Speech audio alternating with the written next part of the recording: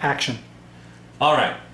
In SOLIGA, which is the first game, covered here on the basic rules on the first page, we're going to compare the states of matter our character's in, either liquid, solid, or gas.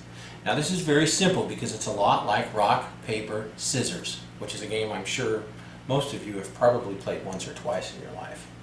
So we've each selected 5 cards, and we're going to play a quick game of SOLIGA by turning them over and comparing our states of matter. You want to get a close-up on this, Andy?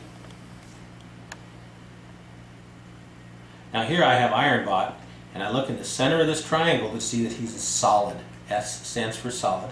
And manganese is an L, or liquid, at 1400 degrees in the triple pot. The way the hierarchy works is outlined here by the arrows. Solid beats a gas, gas beats a liquid, and liquid beats a solid. And there's reasons for that. We're not going to go into them right here. So basically, manganese is going to win because a liquid triumphs over a solid. Okay? So now Ironbot's been liberated. I'm going to put him here in my discard pile, and we'll turn over the next card. Okay, here we have the same thing. Liquid versus a solid. So Heather wins again.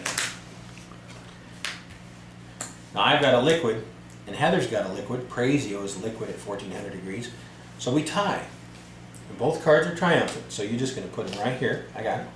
Right here on your triumphant character space. Liquid versus liquid is a tie. And the final card is going to be a solid versus a solid. Now I didn't tell you about this, but there's something you can do to change the phase of matter your character's in, and that's called mole cards. Now mole cards are optional, and if we were using them, they would begin right here, and we would start with 2 moles. Now let's say I started with my 2 moles, and I had drawn heat mole and cool mole.